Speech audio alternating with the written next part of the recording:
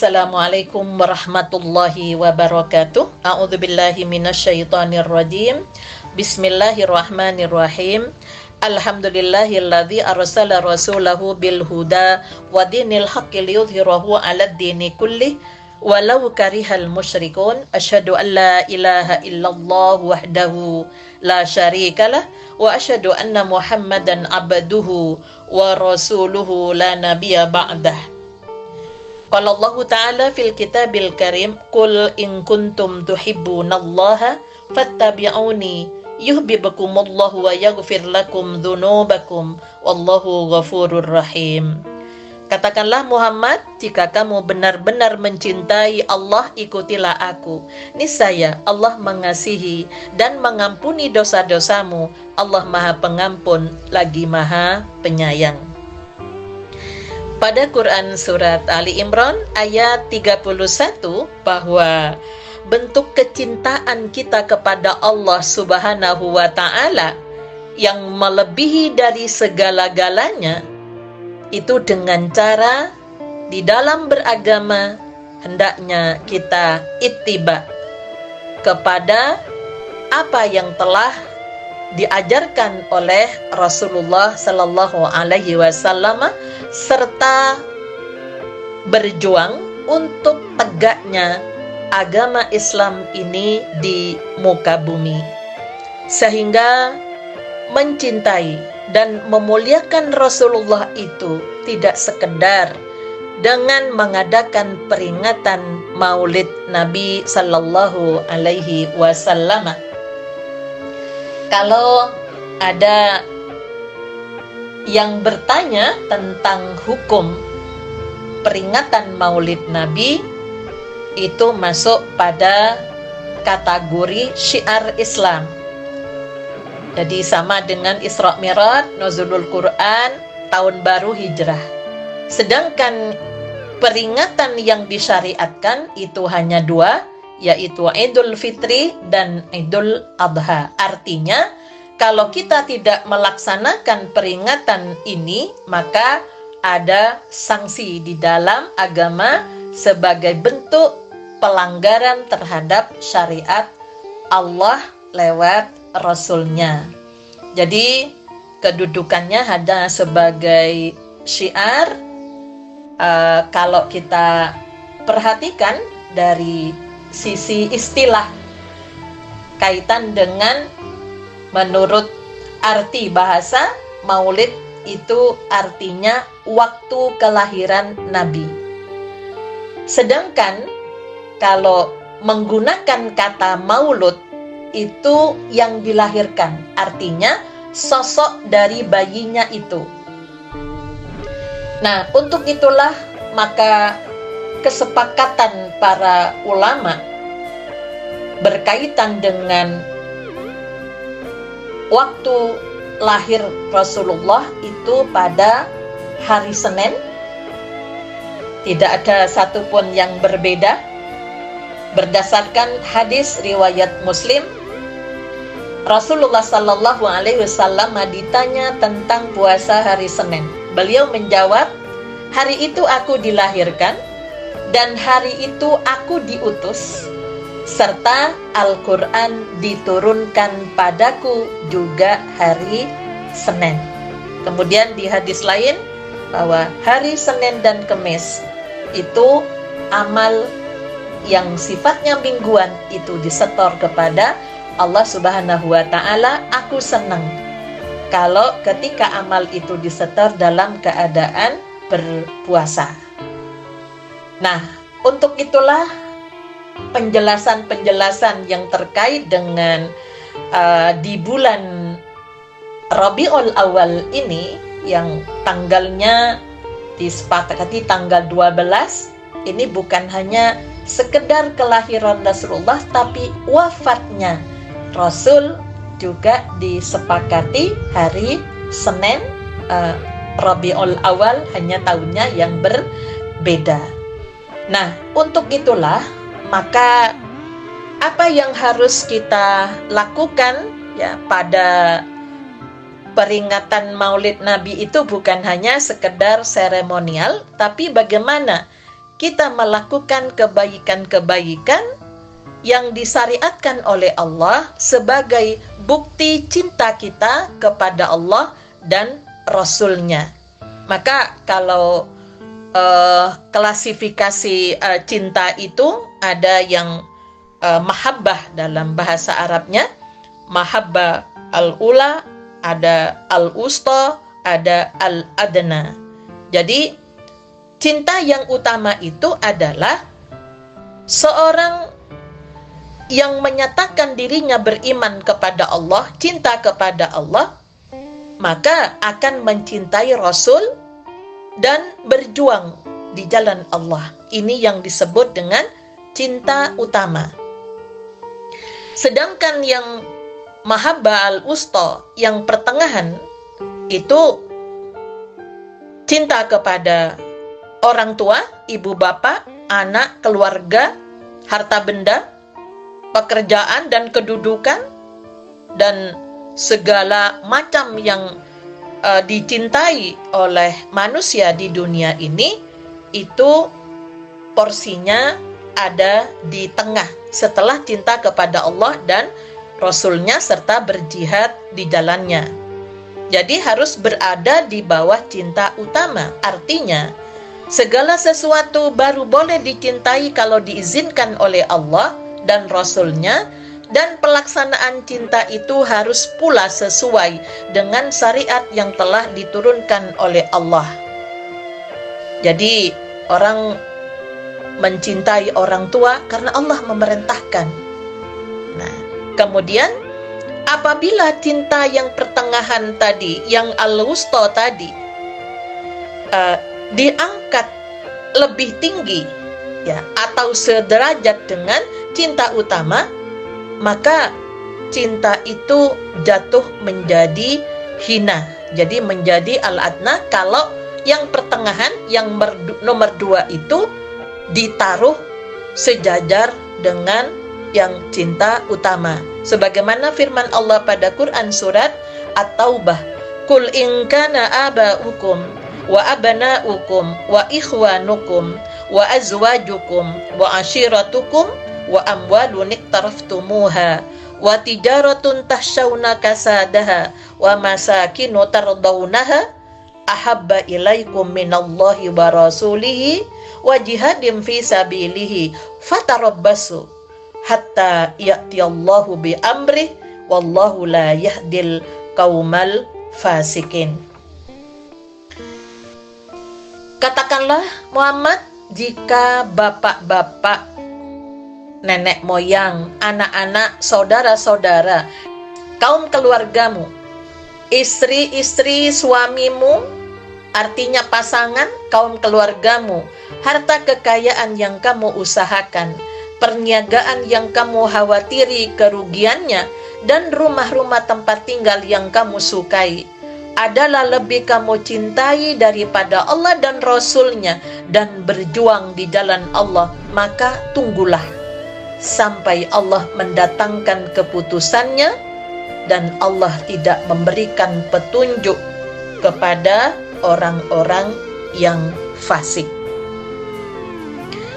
Pemirsa dan pendengar yang dirahmati oleh Allah Subhanahu wa Ta'ala, bahwa mencintai dan memuliakan Rasul yang dikatakan pada surat At-Taubah ayat 128,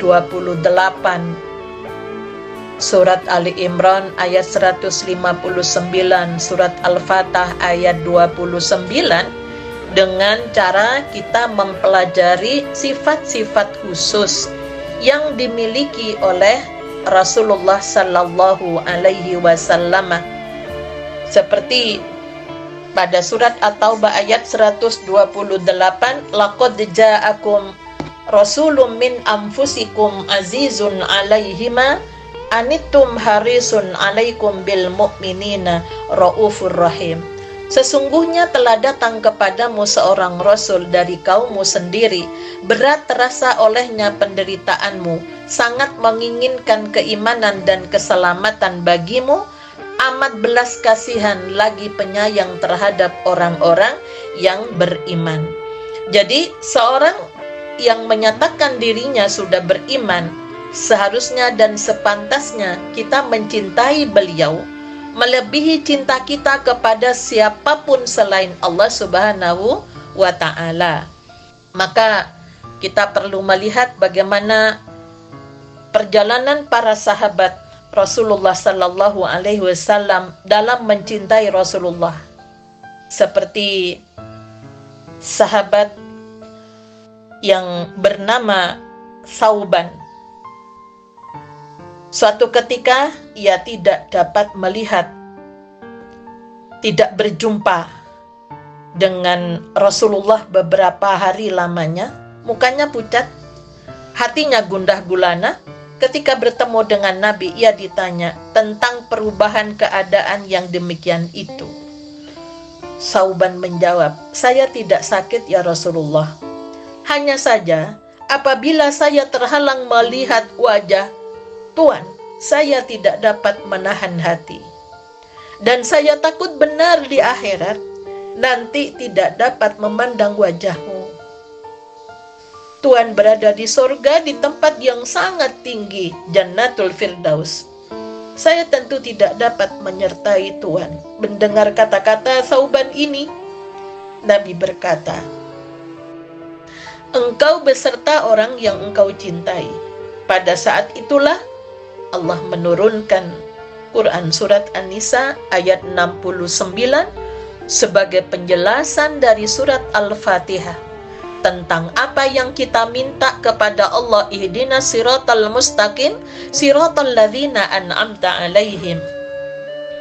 Maka jawabannya, wa may yuti'illaha war rasulah faulaika ma'al ladzina an'amallahu alaihim minan nabiyyina was-siddiqina wasyuhada'i was-salihina wa hasuna ulaika rafiqa. Barang siapa mentaati Allah dan Rasul-Nya, mereka itu akan bersama-sama dengan orang-orang yang dianugerahi nikmat oleh Allah, yaitu para nabi, orang-orang yang benar, orang-orang yang mati syahid, dan orang-orang yang soleh. Mereka itulah teman yang sebaik-baiknya. Sehingga anugerah nikmat itu yang akan dikumpulkan bersama Rasulullah, yang senantiasa ketemu dengan Rasulullah di akhirat nanti, yaitu para nabi yang kita teladani, kemudian para siddiqin yang orang itu benar beragamanya, benar ibadahnya, benar berfikirnya, benar pergaulannya. Nah, seperti para sahabat, segala yang dimiliki, hartanya, waktunya, pikirannya, bahkan nyawanya, mereka bukan nabi, tapi sifat-sifat itu mendekati sifat Rasulullah SAW, seperti sahabat yang sangat dekat dengan Rasul, yaitu Abu Bakar Siddiq, dan yang mati syahid berjuang di jalan Allah. Bahkan kita tidak perang, tapi mari kita melihat amalan-amalan yang punya nilai seperti nilainya orang yang mati syahid di jalan Allah, dan orang-orang yang solih yang minimal mengamalkan ahkamul khamsah, hukum-hukum yang 5, perintahnya dikerjakan baik wajib maupun sunnah. Kemudian larangannya yang haram ditinggalkan, yang makruh pun itu ditinggalkan. Nya tidak disukai oleh Allah, kalau yang haram itu dibenci. Yang mubah itu yang dibolehkan. Orang yang soleh itu senantiasa memilih yang terbaik untuk dirinya. Pemirsa dan pendengar yang dirahmati oleh Allah, demikian pula besarnya cinta Bilal kepada Nabi Muhammad SAW yang dikisahkan waktu muadzin Nabi itu hendak menghembuskan nafasnya yang penghabiskan, beberapa kawannya yang menyaksikan berkata, "Aduh, betapa pedih hati kami karena Bilal sudah akan menghembuskan nafasnya." Mendengar kata-kata ini, Bilal justru menjawab, "Wahai, betapa gembira hatiku, esok aku akan segera bertemu dengan Rasulullah." Sehingga kisah dari cintanya Thauban dan Bilal, dua sahabat Nabi, demikian pula cintanya para sahabat Nabi yang lain kepada beliau, dengan dibuktikan untuk mendukung apapun yang dilakukan oleh Rasulullah, bahkan saking hati-hatinya. Seperti pada khutbah wada, Rasulullah itu bertanya tentang tahun. Kita berada di bulan apa ini? Hari apa? Para sahabat tidak mendahului untuk menjawab. Tetapi sahabat menjawab, Allah dan Rasulnya yang lebih tahu. Waktu ditanyakan kemudian hari kenapa mereka menjawabnya seperti itu, mereka mengatakan khawatir kalau Rasulullah bertanya hanya sekedar mengantar untuk merubah nama hari, bulan, dan tahun waktu itu. Jadi untuk itulah maka di dalam surat Al-Hujurat ayat 1, ayat 2, ayat 3 kita berupaya jangan mendahului hal-hal yang tidak diajarkan, yang tidak disyariatkan oleh Rasulullah Sallallahu Alaihi Wasallam, kemudian kita mengatakan itu dari Rasul. Salah satu contoh ya, ada hadis yang termasuk mungkar itu, insya Allah begitu. Ya, dulu saya pernah mendengar bahwa faman adzuma maulidi kana fil jannah ma'i. Barang siapa yang merayakan ya kelahiranku akan masuk surga bersamaku.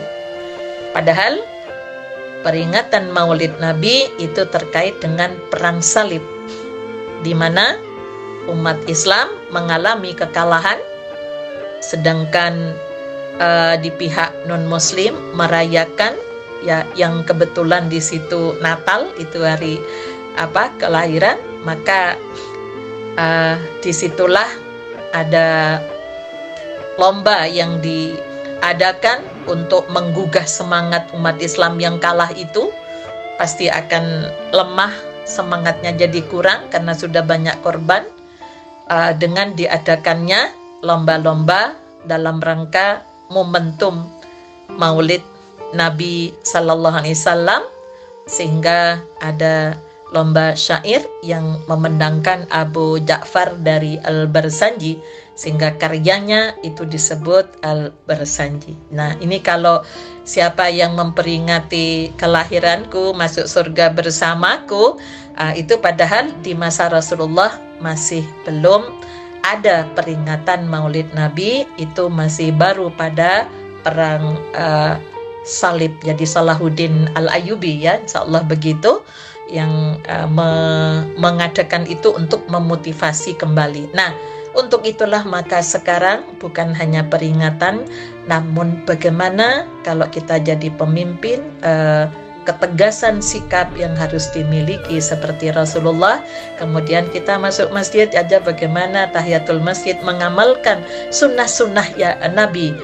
Kemudian di bulan ya, di setiap bulan pada tanggal 13, 14, 15 ya, itu ada Ayyamul Bid yang biasa dipuasakan oleh Rasulullah Sallallahu Alaihi Wasallam. Nah, inilah yang kita kembangkan. Jadi bagaimana kepedulian Rasulullah dalam urusan kemanusiaannya, ini yang perlu ditiru. Yang rasa belas kasihannya kepada orang yang beriman ya, maka kalau sesama yang beriman itu diingatkan, bukan dirasani ya, tapi ada peringatan yang harus dilakukan, yaitu dengan pesan di wal asri wa tawasau bil haqqi wa tawasau bis sabari. Mudah-mudahan cinta kita kepada Rasulullah dan memuliakan Rasul itu dengan menghidup suburkan sunnah-sunnah yang telah dicontohkan oleh Rasulullah sallallahu alaihi wasallam. Nasrun minallah wa fathun qarib wa basyiril mu'minin walhamdulillahi rabbil alamin. Assalamualaikum warahmatullahi wabarakatuh.